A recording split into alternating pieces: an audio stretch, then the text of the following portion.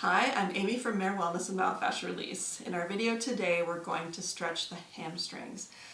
Over and over and over again, I see tight hamstrings in my practice, which can lead to a variety of problems in the hips and the low back, and they can even cause problems down and even further up. So tight hamstrings are kind of an epidemic because we sit in our culture. We sit at work, we sit in our leisure time, we sit in cars, we sit, and a lot of us sit back on our tailbones, which shortens the hamstrings even more so than just the bent knee. So one of the most important things you can do for almost any lower body issue or back issue is stretch those hamstrings. So simple stretch, but really focusing on the fascia as opposed to the actual hamstring itself. So the fascia will go down the whole back of the leg, not just the hamstring. So you can use a chair, you can use a countertop, you can use a bed, anything so that you have something to sort of rest your upper body on so you can relax more of your body while you do the stretch. So first of all, get your feet in best alignment, and that is pointing straight forward. And then the knees too. The knees should also be pointing straight forward. So if they bend in line with the direction that the feet are pointing.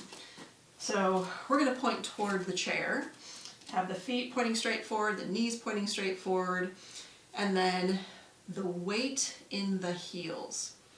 The next thing you really want to think about is a nice low back curve. When you have a nice deep low back curve, it's going to tip the hips forward and lengthen the hamstring. So if you let your back sag, you're not going to get a good hamstring stretch. So a nice deep low back curve, and then keep the weight in the heels and think about the tailbone going out behind you as the upper body comes forward. And in this stretch, just come down until you start to feel a stretch. Then think about letting go of the tension in your hips and your thighs and your calves. Continually thinking about the weight in the heels, the tailbone going out behind you, and then continue to soften and just meet that sense of stretch and tension in the back of your legs. And even though the hamstrings might be the shortest, you may feel the tension lower behind the knees, maybe even in the calves. You're going to feel it where you're the tightest. And then wait. Now, hamstring stretches can take, back of the leg stretches can take a while to let go, because there's a lot of thick fascia in this area, bigger muscles.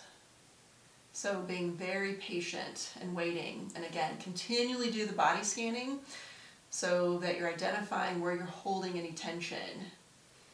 And start with your head and work your way down through your shoulders, your arms, your back, your hips, your thighs, calves, feet even.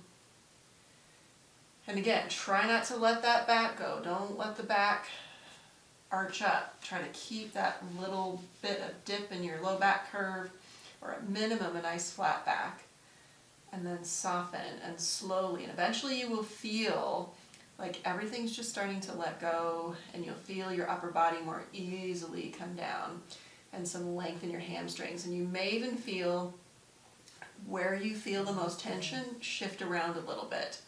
That's okay. What you don't want to do is then be tempted to really start pushing into it and really forcing that stretch. Always keep it really easy. Continue to do your body scans. Soften, soften, soften.